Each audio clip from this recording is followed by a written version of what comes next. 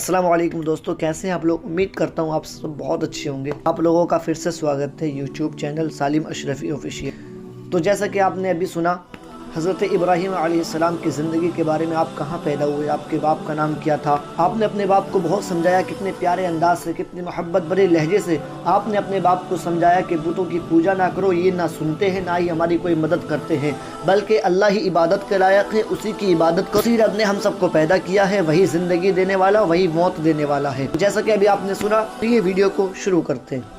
اہل باطل بتوں کی پوجا کرتے تھے۔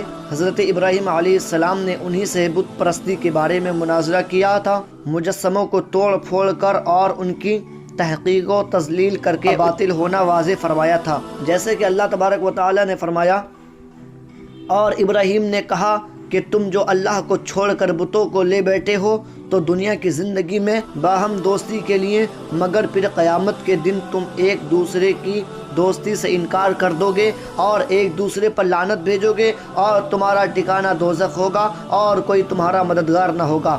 حضرت ابراہیم علیہ السلام نے بت پرستوں کو دعوت، غور و فکر دینے کے لیے ایک زبردست تدبیر کی، جس کا تذکرہ اللہ تعالیٰ نے سورہ انبیاء میں فرمایا۔ ارشاد باری تعالیٰ ہے، اور ہم نے ابراہیم کو پہلے ہی سے ہدایت دی تھی اور ان کے حال سے واقف تھے جب انہوں نے اپنے باپ سے کہا کہ یہ کیا مورتیاں ہیں جن کی پرستش پر معتکف اور قائم ہو۔ وہ کہنے لگے، ہم نے اپنے باپ دادا کو ان کی پرستش کرتے دیکھا۔ حضرت ابراہیم علیہ السلام نے کہا کہ تم بھی گمراہ ہو اور تمہارے باپ دادا بھی صریح گمراہ میں پڑے رہے۔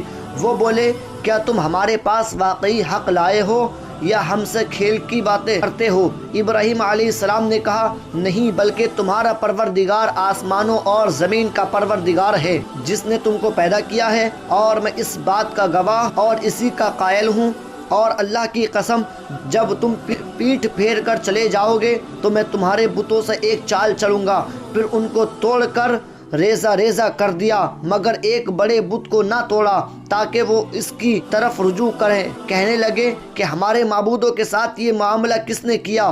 وہ تو کوئی ظالم ہے۔ لوگوں نے کہا، ہم نے ایک جوان کو ان کا ذکر کرتے ہوئے سنا ہے، اس کو ابراہیم کہتے ہیں۔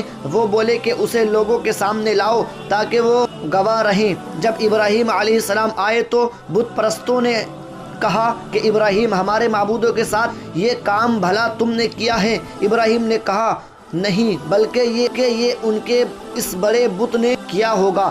اگر یہ بولتے ہیں تو ان سے پوچھ لو۔ انہوں نے اپنے دل میں غور کیا تو آپس میں کہنے لگے، بے شک تم ہی بے انصاف ہو۔ پھر انہوں نے شرمندہ ہو کر سر نیچا کر لیا اور ابراہیم سے کہنے لگے کہ تم جانتے ہو یہ بولتے نہیں۔ ابراہیم نے کہا کہ پھر تم اللہ کو چھوڑ کر ان چیزوں کو کیوں پوجتے ہو جو تمہیں نہ کچھ فائدہ پہنچا سکتے ہیں، اور جن کو تم اللہ کے سوا پوجتے ہو ان پر بھی کیا تم عقل نہیں رکھتے؟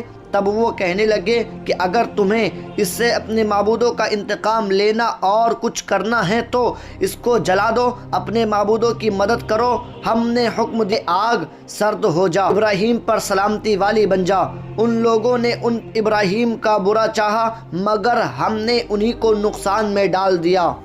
قوم نے لاجواب ہونے پر وہی رویہ اپنایا جو ہر سرکش اور متکبر شکست کھانے پر اپناتا ہے۔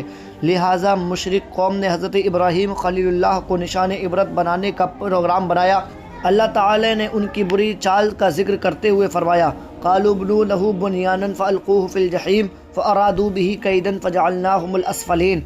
وہ کہنے لگے، اس کے لیے ایک عمارت بناؤ، پھر اس کو آگ کے ڈھیر میں ڈال دو۔ غرض انہوں نے اس کے ساتھ ایک چال چلنی چاہی اور ہم نے انہیں ہی زیر کر دیا۔ جب وہ لوگ بحث و مناظرہ کے میدان میں شکست کھا گئے اور ان کے پاس کوئی دلیل باقی نہ رہی، نہ شبہ جسے دلیل کا رنگ دے کر پیش کیا جا سکے، تو انہوں نے حماقت اور سرکشی مبنی اپنے مذہب کی تائید کے لیے قوت اور اقتداء کو استعمال کرنے کا فیصلہ کر لیا۔ لیکن اللہ تعالیٰ نے اپنی خاص تدبیر سے دین حق کو غالب کر کے اپنے برہان کو پختہ ثابت کر دیا، جیسے کہ ارشاد ہے، قالوا حرقوه وانصروا آلہتکم ان کنتم فاعلین۔ قلنا یا نار کونی بردا وسلاما علی ابراہیم وارادوا بہ کیدا فجعلناہم الاخسرین۔ تب وہ کہنے لگے اگر تمہیں اس سے اپنے معبود کا انتقام لینا اور کچھ کرنا ہے تو اس کو جلا دو اور اپنے معبودوں کی مدد کرو۔ ہم نے حکم دیا اے آگ سرد ہو جا اور ابراہیم علیہ السلام پر سلامتی والی بن جا۔ ان لوگوں نے تو ان ابراہیم کا برا چاہا مگر ہم نے انہی کو نقصان میں ڈال دیا۔ واقعہ یہ ہوا کہ انہوں نے ہر ممکن جگہ سے ایندھن جمع کرنا شروع کر دیا اور ایک مدت تک اکٹھا کرتے رہے۔ نوبت یہاں تک پہنچ گئی کہ اگر کوئی عورت بیمار ہوتی یہی نظر مانتی کہ اگر مجھے شفا ہو گئی تو ابراہیم کو نذر آتش کرنے کے لیے ایندھن دوں گی۔ پھر انہوں نے ایک وسیع ہموار جگہ میں وہ تمام ایندھن رکھ کر اسے آگ لگا دی۔ آگ روشن ہوئی، بھڑکی اور اس کے شعلے بلند ہو گئے۔ اس سے اتنی بڑی بڑی چنگاریاں اڑنے لگی جو اس سے پہلے کبھی کسی نے نہ دیکھی تھی۔ تب انہوں نے ابراہیم علیہ السلام کو ایک منجنیق میں رکھا۔ ہیزن نام کے ایک کردی آدمی نے بنائی تھی۔ یہ آلہ سب سے پہلے اسی شخص نے بنایا تھا۔ اللہ تعالیٰ نے اسے زمین میں دھسا دیا، وہ قیامت تک دھستا چلا جائے گا۔ پھر لوگوں نے آپ کو پکڑ کر باندھ دیا اور مشقیں کس دیں۔ اس وقت آپ یہ فرما رہے تھے لا الہ الا انت سبحانک رب العالمین لک الحمد ولک الملک لا شریک لک۔ اے اللہ تیرے سوا کوئی معبود نہیں، تو پاک ہے، جہانوں کے مالک، تیری ہی تعریف ہے، تیری ہی بادشاہی ہے اور تیرا کوئی شریک نہیں۔ جب حضرت ابراہیم علیہ السلام کو ہاتھ پاؤں باندھ کر منجنیق میں رکھا گیا اور اس کے ذریعے سے آگ میں پھینکا گیا تو آپ فرما رہے تھے حسبنا اللہ و نعم الوکیل، ہمیں اللہ کافی ہے اور وہ اچھا کارساز ہے۔ صحیح بخاری میں حضرت عبداللہ بن عباس رضی اللہ تعالی عنہ سے روایت ہے، انہوں نے فرمایا حسبنا اللہ و نعم الوکیل۔ یہ بات ابراہیم علیہ السلام نے اس وقت فرمائی تھی جب انہیں آگ میں پھینکا گیا، اور پیارے آقا صلی اللہ علیہ وسلم نے اس وقت فرمائی جب آپ کو بتایا گیا۔ حضرت سعید بن جبیر سے روایت ہے کہ بارش کا فرشتہ کہنے لگا مجھے کب حکم دیا جائے گا کہ میں بارش برسا دوں گا، لیکن اللہ کا حکم اس سے بھی پہلے پورا ہو گیا۔ ارشاد باری تعالیٰ ہے قلنا یا نار کونی بردا وسلاما علی ابراہیم، ہم نے حکم دیا کہ اے آگ سرد ہو جا اور ابراہیم پر سلامتی والی بن جا۔ داماد رسول حضرت علی مشکل کشا شیر خدا کا کہنا ہے کہ سلامن کا مطلب ہے کہ آپ کو تکلیف نہ پہنچائے۔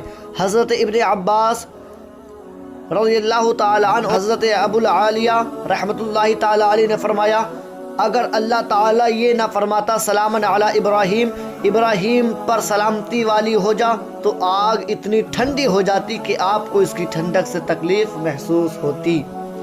فرماتے ہیں کہ اس دن پوری زمین کی باشندے آگ سے فائدہ نہ اٹھا سکے اور آگ نے حضرت ابراہیم علیہ السلام کی صرف وہ رسیاں جلائیں جن سے وہ باندھے گئے تھے۔ کفار نے حضرت ابراہیم علیہ السلام پر فتح پانا چاہی لیکن انہیں شکست ہوئی، انہوں نے بلند ہونا چاہا لیکن پستی نصیب ہوئی، انہوں نے غالب آنا چاہا لیکن مغلوب ہوئے، جیسا کہ ارشاد باری تعالیٰ ہے وَأَرَادُوا بِهِ كَيْدًا فَجَعَلْنَاهُمُ الْأَخْسَرِينَ۔ اور ان لوگوں نے تو ابراہیم کا برا چاہا تھا مگر ہم نے انہی کو نقصان میں ڈال دیا۔ دوسرے مقام پر فرمایا فَجَعَلْنَاهُمُ الْأَخْسَرِينَ، انہوں نے ابراہیم کے ساتھ چال چلنا چاہی مگر ہم نے انہی کو زیر کر دیا، انہیں دنیا میں خسارہ اور پستی نصیب ہوئی، آخرت میں انہیں جہنم کی آگ نصیب ہوگی جس میں کوئی ٹھنڈک اور سلامتی نہیں، انہیں وہاں سلام بھی نہیں کیا جائے گا بلکہ ان کی وہ کیفیت ہے جو اللہ تعالیٰ نے ان الفاظ میں بیان فرمائی انہا ساعت مستقرا و مقاما، اور دوزخ ٹھہرنے اور رہنے کی بہت بری جگہ ہے۔ حضرت ام شریک رضی اللہ تعالی عنہا سے روایت ہے کہ رسول اللہ صلی اللہ علیہ وسلم نے چھپکلی کو قتل کرنے کا حکم دیا اور فرمایا وہ ابراہیم علیہ السلام کی آگ میں پھونکے مارتی تھی۔